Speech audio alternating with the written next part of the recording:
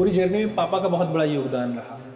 पापा मेरे हमेशा से ही जब भी मैं परेशान होता था एक ही बात बोलते थे, अरे कोई कुंभ का मेला थोड़ी है कि 12 साल बाद आएगा, फिर से आ जाएगा। फिर सडनली 1-1.5 साल बाद ये आता है कि अग्निवीर आ गया और सारी भर्तियां कैंसिल। बस कंडक्टर का फॉर्म आया, मैंने भर दिया। तो मेरे भैया जो अभी सीआरपीएफ में है, उन्होंने मुझे बहुत डांटा कि तुम ये क्या कर रहे हो। तो मैंने बस उनको उल्टा जवाब दे दिया कि आपने भी तो भरा था। तो उन्होंने फिर मुझे डांटा कि मेरे पास कोई ऑप्शन नहीं था, मेरे ऊपर प्रेशर था, तुम्हारे ऊपर क्या प्रेशर है। खुल जाएंगे रास्ते सभी, रुकावटों से लड़ तो सही, मंजिल मिल जाएंगी सभी, एक बार जिद पे अड़ तो सही। 182 तो लगभग आपका प्री में रहा और 183 के आसपास आपका मेंस में रहा। आपने तो बिल्कुल तूफान मचाया है और इंग्लिश में 200 में से लगभग 185 मार्क्स लाना ये बहुत बड़ा टास्क है अपने आप में, मतलब ये कोई आसान नहीं है।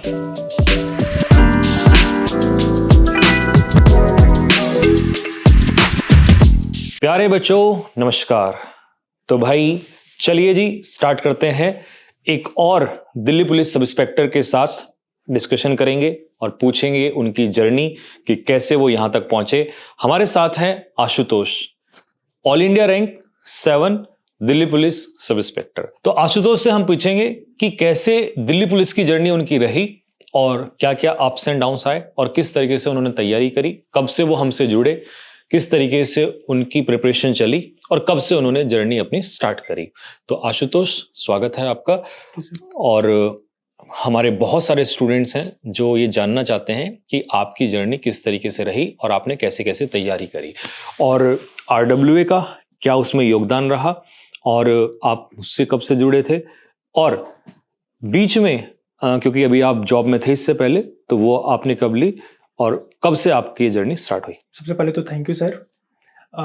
जर्नी सर जैसे सबकी स्टार्ट होती है 12th के बाद, तो मेरी भी 12th के बाद से ही स्टार्ट होती है। जैसे कि मैं आर्मी बैकग्राउंड से था, पापा आर्मी में थे। तो आर्मी बैकग्राउंड वालों का यही होता है, जनरली उनको आर्मी में ही जाना होता है। तो मैं था तो पीसीएम ग्रुप से, बट मुझे बहुत क्लियर था कि हाँ मुझे आर्मी में ही जाना है। और ऐसा भी नहीं था कि एनडीए सीडीएस वगैरह कुछ था। मेरे दिमाग में बस ये था कि जो पापा के सेंटर की भर्ती होती है या जो रिलेशन भर्ती होती है, बस मुझे वो देखनी है और बस मुझे आर्मी में ही जाना है। तो पहली भर्ती मैंने 2018 में देखी थी, बस सेंटर पे चला गया था देखने के लिए। दूसरा सेंटर था तो फिजिकल वगैरह हो गया, बट आगे जाके आउट हो गया। फिर वहां से लगातार होता रहा, कहीं ना कहीं कुछ ना कुछ प्रॉब्लम आती रही। तो जब सीरियसली एक बार गया फिजिकल देने के लिए अपने सेंटर पे रुड़की, तो वहाँ ऐसा माहौल हो गया था कि खूब ज्यादा बारिश वगैरह हुई, खूब उसके बाद फिर लगातार धूप हो गई। रनिंग करना मैंने स्टार्ट किया। मैं रनिंग जहाँ पे रस्सी लगी होती है, 2 ग्रुप बने होते हैं सर, एक्सीलेंट ग्रुप और सेकंड ग्रुप। मैं एकदम ब्लैकआउट हो गया था, मुंह पूरा एकदम सूख चुका था। मैं जा रहा था उधर सामने, तो वहां के उस्ताद ने बोला कि उधर जाना है। मैं जैसे वहां पहुंचा, मैं पार हो गया, पर वहां पार होते ही मैं गिर गया। अब बच्चे भीड़ आती है, वो रस्सा खड़ा कर दिया जाता है, तो एक उस्ताद मुझे आगे भेजते हैं, बट मैं रेंगते रेंगते जाता हूँ तो दूसरे को लगता है मैं नीचे से आया हूँ, रस्से के नीचे से, और मैं कुछ बोल नहीं पा रहा हूँ, बेहोशी की हालत में हूँ। वो मुझे खींच के बाहर कर देते हैं। मैं बाहर आया, खूब रोया सर उस दिन कि हाँ मैं पहली बार यहाँ सीरियस होके आया था। मेरा सपना सर मुझसे दूर हो गया था। खूब रोया। उसके बाद फिर से दोबारा तैयारी की। तो सर इसमें पूरी जर्नी में पापा का बहुत बड़ा योगदान रहा।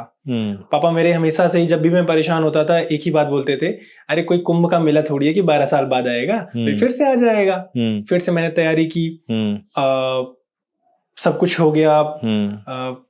बस एग्जाम बचा हुआ था। एग्जाम उसी आर्मी क्लर्क का एग्जाम मैंने देखा था।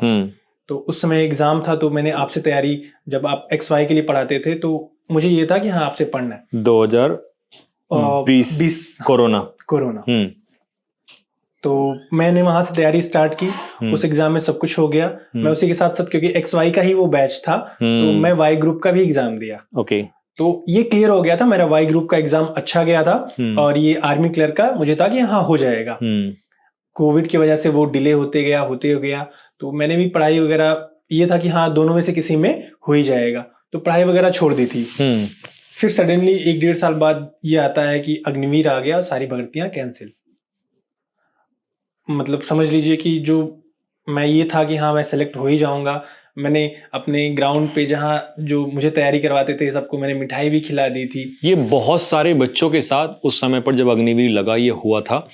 क्या कहते हैं, जो हमारा दूसरा भाई है जिसका भी मैंने पॉडकास्ट लिया था, आर्यन, वो भी आप ही के लगभग बैचमेट ही था।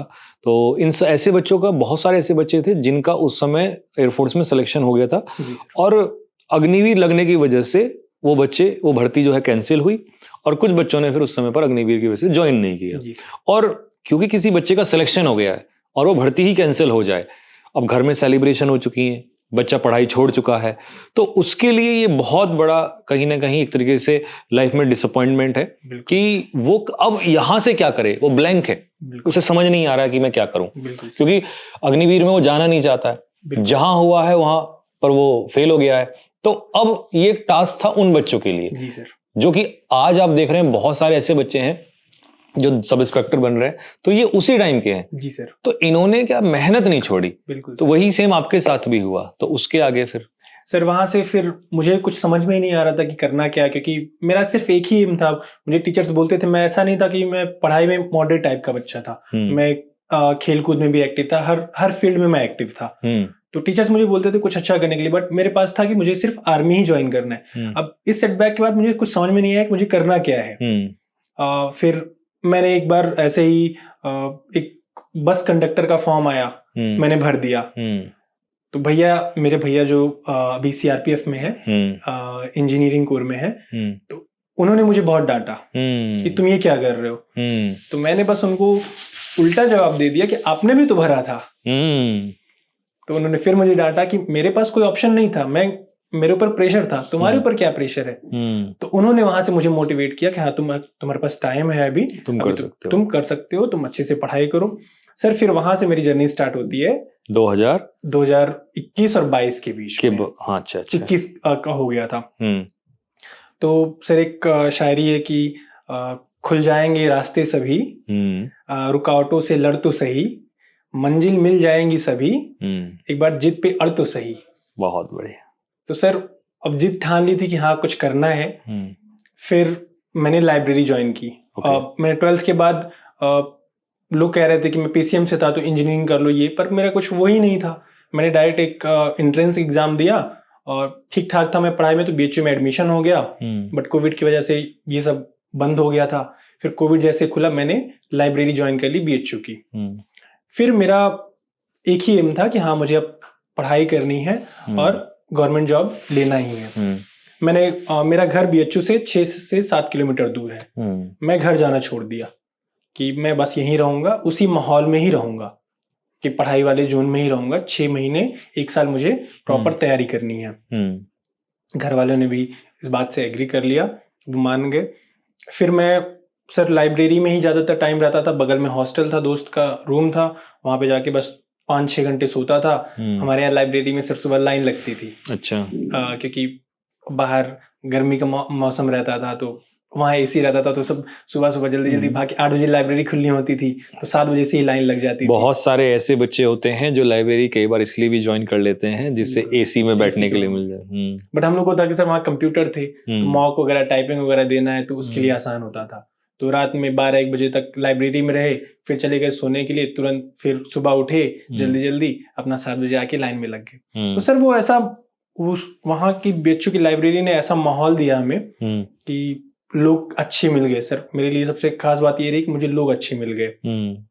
उन्होंने हमेशा मोटिवेट किया। फिर मैंने वहां से जर्नी स्टार्ट की। आपकी क्लासेस मुझे याद ही थी, मैं नोट्स उस समय के बनाए हुए थे। फिर आपकी क्लासेस देखता था। मैं थोड़ी सी चालाकी भी करता था। मैं क्या करता था कि कुछ एक्सटेंशन होते थे कंप्यूटर में, तो उनको एक्सटेंशन लगा के इंटू 2 मोड से भी ज्यादा उसको कर सकते थे। तो मैं क्या करता था, इंटू 2 मोड ज्यादा करके उसको देख रहा हूँ, जहां लगा कि हाँ ये मुझे नया करना है, उसको पॉज कर देता था मैं। अच्छा। फिर उसको नोट डाउन कर लिया। सेम स्ट्रेटेजी मैंने मैथ में कर ली, जो क्वेश्चन आ रहे हैं मैं जल्दी करके फिर वहां पॉज कर लिया। तो सर मैंने जल्दी से अपना सिलेबस कवर कर लिया। तो 2022 के स्टार्टिंग में मेरे सिलेबस वगैरह कवर हो गए थे। बट मैं बड़े एग्जाम को टारगेट नहीं कर रहा था।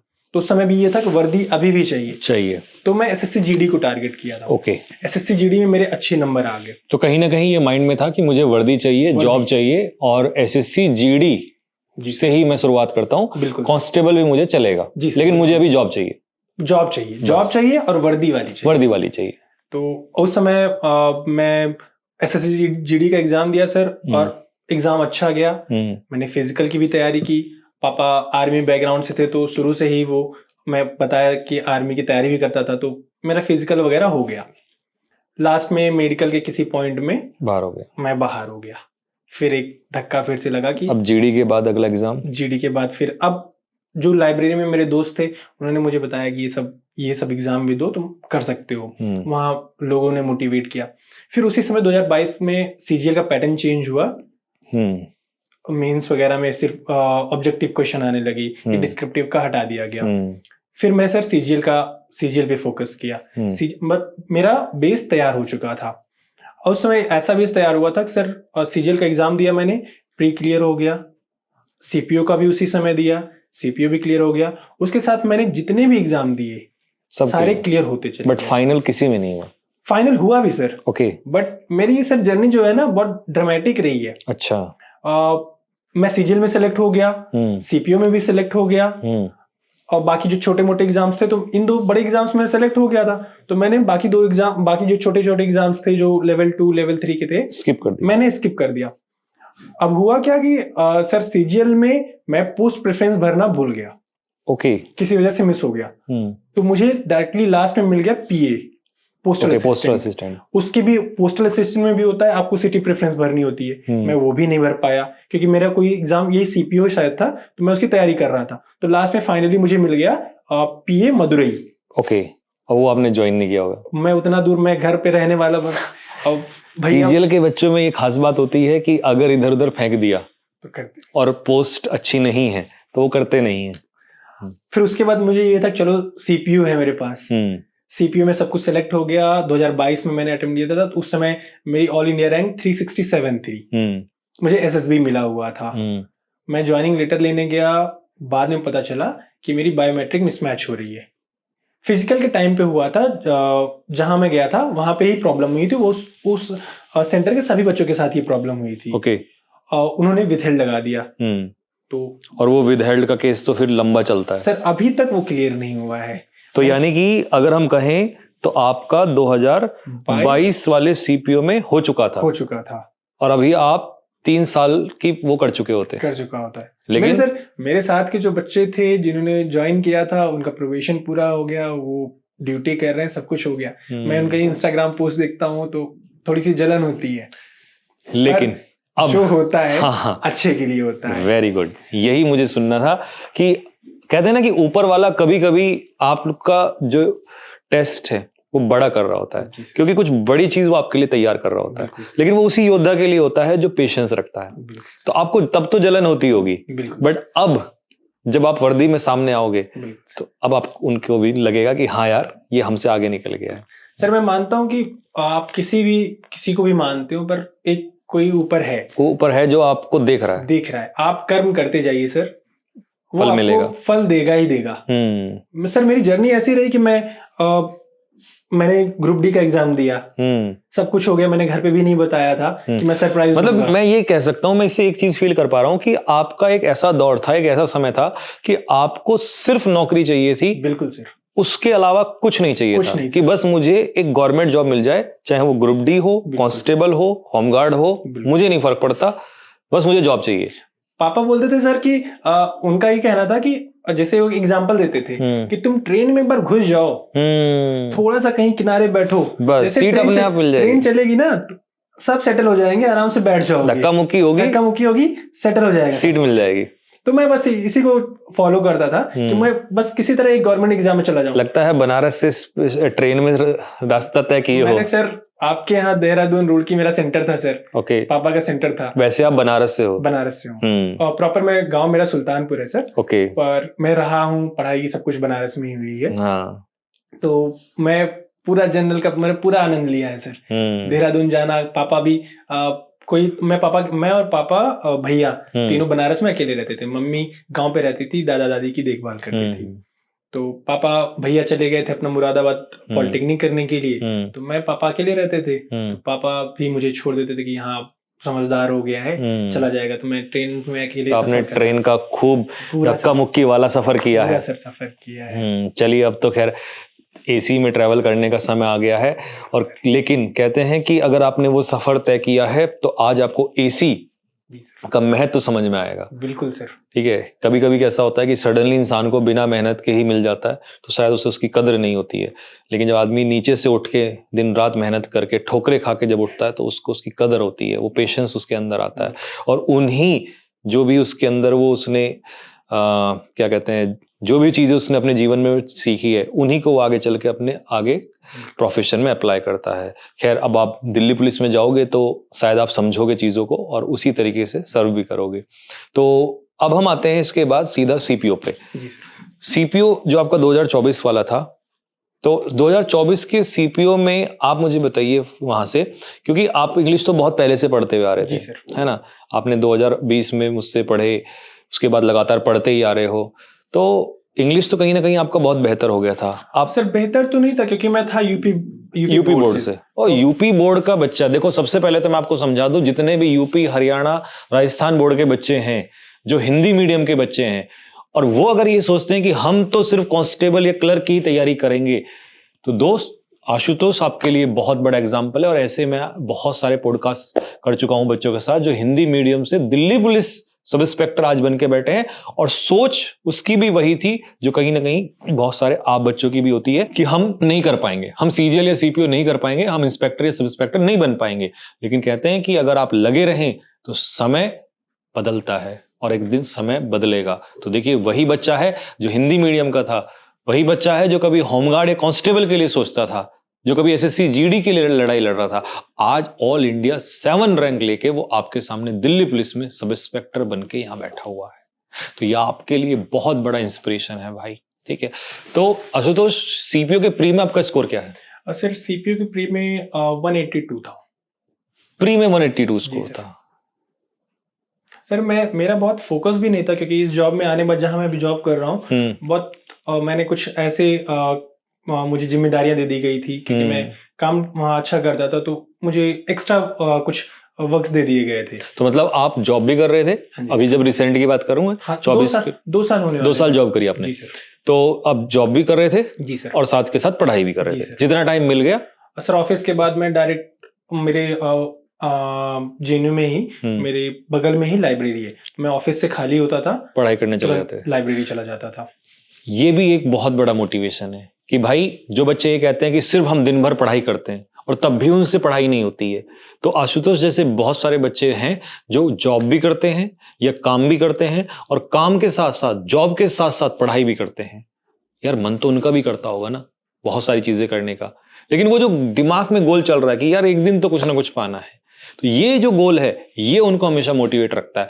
यूट्यूब के मोटिवेशन या नॉर्मली कोई आज आपको फर्जी मोटिवेशन दे दे, वो ज्यादा दिन नहीं चलते हैं। मोटिवेशन बहुत दिन काम नहीं करता है, डिसिप्लिन बहुत जरूरी है, ये हमेशा आपको बना के रखता है। डिसिप्लिन ही है सर जो आपको कुछ भी दिला सकता है। तो आप मुझे ये बताओ, वहां से आके आप कितने घंटे पढ़ते थे? सर मैं घंटे के हिसाब से मैं सर कभी कभी रात भर बैठ जाता था। अच्छा। मुझे ये नहीं होता था कि हाँ कितने घंटे सो रहा हूँ, बस ये है कि हाँ मुझे करना था, टास्क पूरा करना है, बस टास्क पूरा करना है। सर मेरे अंदर एक हो गया था कि मैंने जो जेएनयू ज्वाइन किया था, मैं लेवल 5 ईपीएफओ में मेरा हुआ था, सीजीएल में लेवल 4 मिल गया था मुझे, लेवल 6 में भी हुआ था, बट मैंने यहाँ लेवल 2 की नौकरी ज्वाइन की थी पढ़ने के लिए। मैं इतनी नौकरियों को प्राइवेट थी जेएनयू में सर, मैं जूनियर असिस्टेंट के तौर पे था, तो मैंने इतनी सारी नौकरियां छोड़ के इसको ज्वाइन किया था। तो मुझे ये था कि कुछ अच्छा करना है, क्योंकि कुछ भी था, अच्छी जॉब थी, बट था मैं एक क्लर्क ही, तो मुझे ये था कि हाँ मुझे कुछ अच्छा कुछ बेहतर करना है, क्योंकि मेरे पास गवर्नमेंट जॉब भी है और मैं क्लर्क की पोजीशन पे भी हूँ। जी सर। और कहीं ना कहीं फाइनेंशियली भी सपोर्ट आपको फिर मिला। बिल्कुल सर। बट ये चीज अच्छी थी कि आप ना सेटिस्फाइड नहीं हुए। जी सर। आपको लगा कि यार करना है, और कई बार कुछ लोग ना जॉब लग जाती है तो सेटिस्फाइड हो जाते हैं, बट आपने ये ठाना कि नहीं यार मुझे बहुत कुछ अभी आगे भी करना है, और फिर भी पढ़ाई करी। हालांकि लोग इसको बहुत आसान समझ सकते हैं, बट इतना आसान होता नहीं है। मैं जानता हूं, जब आप डेली अपना प्रोफेशन में काम भी करते हैं और फिर आप पढ़ाई भी करते हैं, तो ये बहुत मेहनत और बहुत डिसिप्लिन चाहिए होता है।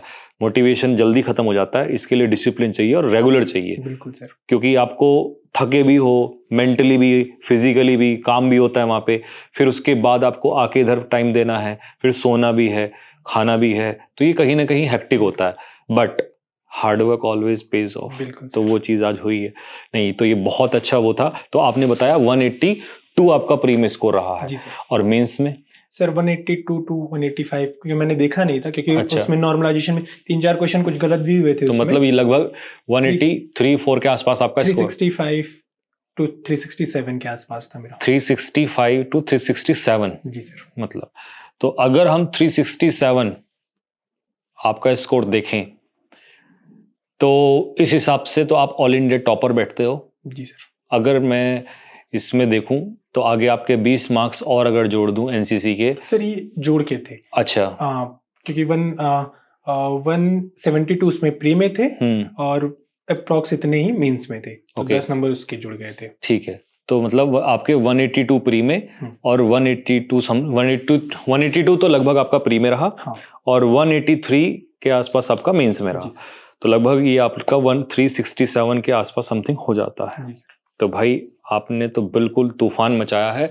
और इंग्लिश में 200 में से लगभग 185 मार्क्स लाना ये बहुत बड़ा टास्क है अपने आप में, मतलब ये कोई आसान नहीं है।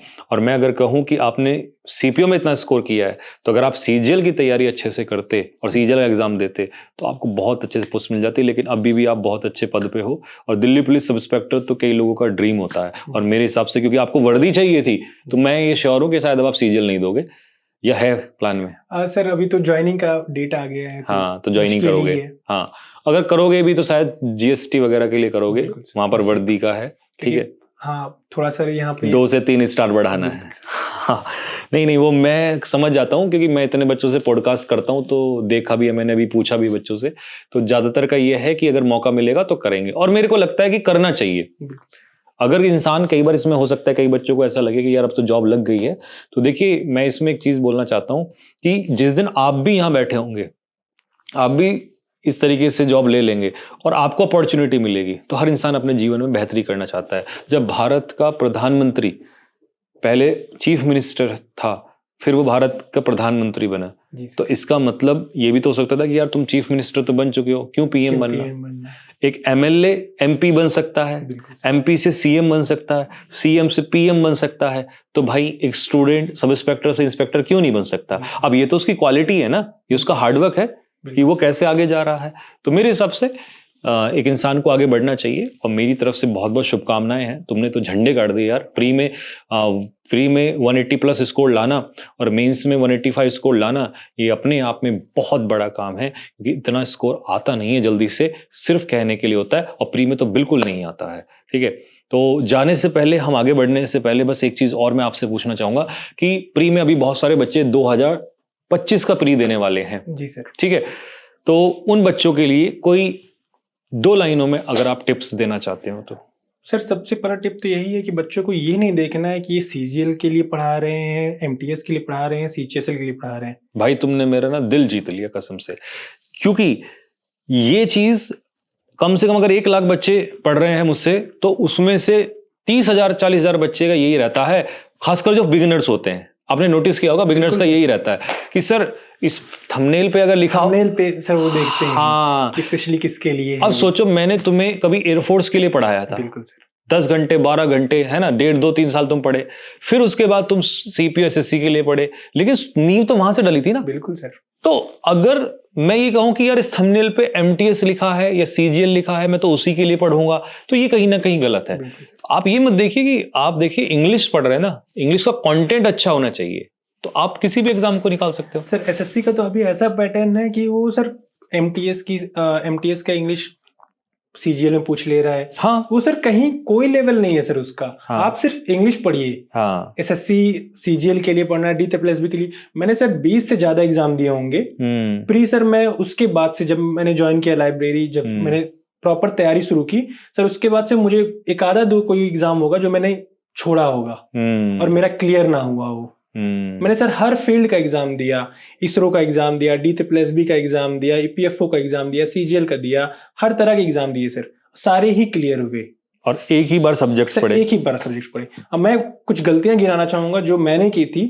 जो सब करते हैं वो क्या करना है वो सब बताते हैं सर, पहले क्या नहीं करना है मैं बताता हूँ। ठीक है। एक तो सर मैंने गलती की रिवीजन के लिए। अच्छा। मैं बस लगातार पढ़ता गया। ठीक है। मेरा 2024 का जब सीजीएल का मेंस भी था, मैं आखिरी दिन तक पढ़ता रहा। मैं प्रॉपर अपने नोट्स को रिवाइज नहीं कर पाया।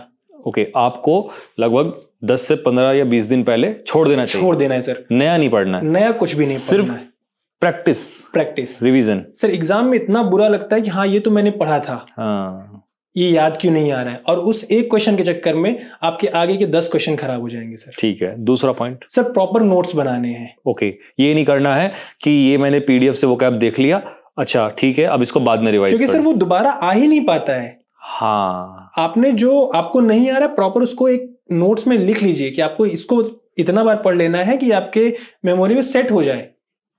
ये नहीं सोचना है कि मैं पीडीएफ से कर लूंगा या इस वीडियो को बाद में देख लूंगा। ये सर कभी हो ही नहीं, क्योंकि ना तो वो पीडीएफ जल्दी से रिवाइज होती, बिल्कुल सर, और ना ही वो वीडियो होती। हाँ, कॉपी में अगर आपके द्वारा लिखे हुए नोट्स हैं तो आप फटाफट देख लो। लास्ट टाइम बस उसी को पढ़ना है जो आपने जो आपको नहीं आ रहा, सिर्फ हर सब्जेक्ट एक बना लीजिए आप। तो जीके का बना लीजिए, मैथ्स का बना लीजिए, इंग्लिश का बना लीजिए, अगर रीजनिंग में भी कुछ टॉपिक्स हैं तो उनका ही बना लीजिए, लास्ट टाइम पे आप उसको रिवाइज कर पाए। ठीक है, 2 पॉइंट हो गए। पहला कि आपको रिवीजन करना है कम से कम 15 से 20 दिन पहले से या 1 महीने पहले से, और दूसरा आपको नोट्स बनाना है, नोट्स बनाने हैं, लिखना है कॉपी में, नोट्स लिखने हैं सर अपने। ठीक है। तीसरा सर आपको लास्ट टाइम पे डीमोटिवेट नहीं होता है। कई बार मॉक में मार्क्स कम आ जाते हैं सर, लास्ट टाइम पे ये सबके साथ होता है। मैं बता रहा हूँ सर, मैंने इतने एग्जाम में प्री अभी तक मेरा कोई भी रुका नहीं, पर मैं जब प्री देने जाता हूँ मैं अकेले रहने लगता हूँ सर, एकदम बुखार हो जाता है, शरीर गर्म रहने लगता है, ऐसा लगेगा कि जैसे मैं ही गलतियां कर रहा हूँ, डिमोटिवेट हो जाता है, याद ही नहीं है, कॉन्फिडेंस नहीं आता, मेरी तैयारी ही नहीं है, मेरा ये टॉपिक छूटा हुआ है, मेरा ये टॉपिक छूटा हुआ है, जो कि वो सबके साथ होता है। तो इसमें परेशान नहीं होना है सर। हाँ, अपने आप को ये रखना है कि मैंने मेहनत की है, ऊपर वाला सब देख रहा है। ठीक है। चौथा सर, मॉक आपको प्रॉपर देने हैं, मॉक का एनालिसिस करना है। ओके, आप मॉक कैसे देते थे? सर मैं पहले तो अल्टरनेट डेज पे देता था। एक दिन मॉक दिया, एक दिन बस सबमिट कर दिया मैंने। जब सिलेबस पूरा हो गया उसके बाद? हाँ, ये नहीं कि सर कुछ बच्चे क्या करते हैं कि वो स्टार्टिंग में ही मॉक देना शुरू कर देते हैं। 2 महीने पढ़ा, कुछ सिलेबस मॉक नहीं है, फिर वो परेशान हो जाते हैं कि मेरे नंबर कम आ रहे। 6 महीने से प्रॉपर आप दे दीजिए अपनी तैयारी को, कि हाँ मुझे बस सिलेबस कंप्लीट करना है। अगर आप बिगिनर हैं या आपको सब्जेक्ट्स कवर नहीं हुए हैं तो आप 6 से 7 महीने दे दीजिए, और 6 महीने के बाद तब आप मॉक पे आइए। बिल्कुल सर। और फिर आप हफ्ते में 2 या 3 मॉक लगाइए, यानी कि वही ऑल्टरनेट हो जाता है। जैसे आज आपने डेली लगाते हैं कुछ बच्चे, उसमें क्या करते हैं कि मॉक टेस्ट लगाया, आधा छोड़ दिया, फिर उसको आगे निकल गए। उस मॉक का कोई फायदा नहीं रह जाता है। एक मॉक आप दे दीजिए, या सुबह मॉक दिया, शाम को एनालिसिस कर लीजिए या नेक्स्ट डे कर लीजिए। मैं क्या करता था सर, एक मॉक दिया, प्रॉपर फुल मॉक दिया, उसके बाद नेक्स्ट डे एनालिसिस किया, फिर नेक्स्ट डे एक मॉक बिना दिए बस सबमिट कर दिया। बस उसमें क्लिक करते गया, जो क्वेश्चन मुझे आ रहे हैं हाँ उसको स्किप कर दिया, बस जो क्वेश्चन नहीं आ रहे हैं लिख लिया उनको। ठीक, ये स्ट्रेटेजी थी सर। तो ये स्ट्रेटेजी और बहुत अच्छी 4 पॉइंट भाई ने वो बताए हैं आशुतोष ने, कि जो जनरली टॉपर्स नहीं बताते हैं, जो उन्होंने गलतियां की हैं, ये गलतियां आपको नहीं करना है।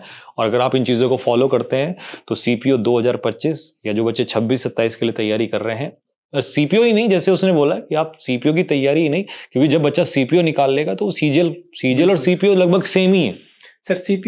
सीपीओ देने वाला हर बच्चा सीजीएल देते ही है, और जनरली वही बच्चा सीएचएसएल भी देता है। बिल्कुल सर। तो वो तो सोचना ही नहीं है कि मैं सीपीओ, लेकिन हाँ कुछ बच्चा होता है जिसका टारगेट ये होता है कि यार सीजीएल मेरे को नहीं है और मैं सीपीओ ही देना चाहता हूँ, तो उस तरीके के।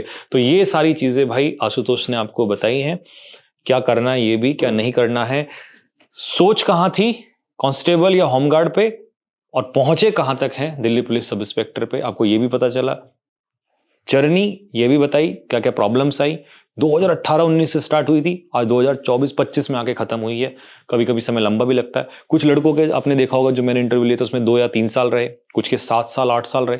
हालांकि इन लोगों का थोड़ा सा ये भी था कि वो कोरोना आ गया था और कोविड ने 2-3 साल बर्बाद किए हैं, नहीं तो इतना टाइम लगना ही नहीं था, क्योंकि सिंसियर बच्चे रहे हैं, डिसिप्लिन रहे हैं। जॉब के साथ जो लड़का आके शाम को रात भर पढ़ सकता है वो मेहनती है, वो डिसिप्लिन्ड है, मोटिवेशन नहीं काम करता है। तो इसीलिए बस मैं ये कहना चाहूंगा कि अगर आप भी सेल्फ डाउट रखते हैं, और सेल्फ डाउट सबको आता है, तो ये डाउट अपने खत्म कर दीजिएगा। एक दिन आप भी यहाँ पर बैठे होंगे 2 या 3 स्टार के साथ, ठीक है। तो बस यहीं पर रखेंगे हम इस इंटरव्यू में, और हमारी तरफ से आशुतोष को, उनके परिवार वालों को बहुत सारी शुभकामनाएं। और आप सभी बच्चों को मैं यही कहना चाहूंगा कि भाई डाउट मत पैदा करिए, सिर्फ मेहनत करिए शिद्दत से। एक दिन आप भी सब इंस्पेक्टर, इंस्पेक्टर या अपनी मनचाही पोस्ट लेकर यहाँ हमारे साथ बैठे होंगे। एक लास्ट पॉइंट सर। बिल्कुल सर, बच्चों को सर ये प्रॉपर बस ये नहीं करना है कि सिर्फ पढ़ना ही है। सर अपना एक्स्ट्रा एक्टिविटीज करते रहें, खेलते रहें, ताकि दिमाग एक्टिव रहे सर। क्योंकि दिमाग जब भी गलत चीजें में फंस गया, बिल्कुल वो डिप्रेशन में चले जाता है, वो डिप्रेशन में चला जाएगा। मैं सर हर खेलता भी था, सब कुछ करता था, मैं अपने ग्रुप का सबसे खुशमिजाज बच्चा था। अच्छा। इसलिए मैं सबसे प्यारा भी था, सब मुझे छोटू छोटू करके या ऐसे बुलाते थे। क्योंकि कई बार ऐसा होता है कि लाइब्रेरी के बैठे हुए उस कमरे में, जी सर, या अपने घर के बैठे हुए उस कमरे में, या लाइब्रेरी में बैठा हुआ जो बच्चा है वो डिप्रेस हो जाता है। बिल्कुल सर। कारण उसको प्रॉब्लम्स को सुनने वाला नहीं है कोई। आज जो एक लड़का लाइब्रेरी में बैठा है या वो कमरे में अकेला बैठा है, उसकी प्रॉब्लम सुनने वाला कोई नहीं है। और जब उसकी प्रॉब्लम्स कोई नहीं सुनता तो वो अकेले ही अकेले घुटना स्टार्ट कर देता है, और फिर वो जो पढ़ाई है उस पर इफेक्ट आता है, और वो बच्चा उस समय पर अपनी जो उसकी नेचुरल थिंकिंग होती है, थिंकिंग एबिलिटी होती है, या वो ग्रैब जितना कर सकता है, जितना सीख सकता है, उसको खो देता है। तो ये सबसे बड़ी प्रॉब्लम है सर। अपना ग्रुप उसमें बस अच्छा रखना चाहिए। हाँ, और फैमिली का सर सपोर्ट तो जरूरी है। फैमिली का सपोर्ट लगभग हर बच्चे को रहता है, बहुत ही कम रेयर ऐसे लोग होते हैं जहाँ पर सपोर्ट नहीं रहता, क्योंकि माँ बाप ये चाहते हैं कि हमारा बच्चा कामयाब हो। तो ठीक है भाई, मिलते हैं अब आप लोगों से बहुत जल्दी ही नेक्स्ट पॉडकास्ट में, और वो होगा आप लोगों के साथ। तो जल्दी कमेंट बॉक्स में लिख के बताएं कि कौन कौन अगले अटेम्प्ट में या अगले एग्जाम में यहाँ पर आ रहा है। तो होपफुली सभी लोग मेहनत करेंगे, और मिलते हैं नेक्स्ट पॉडकास्ट में आपके साथ। तब तक के लिए जय हिंद।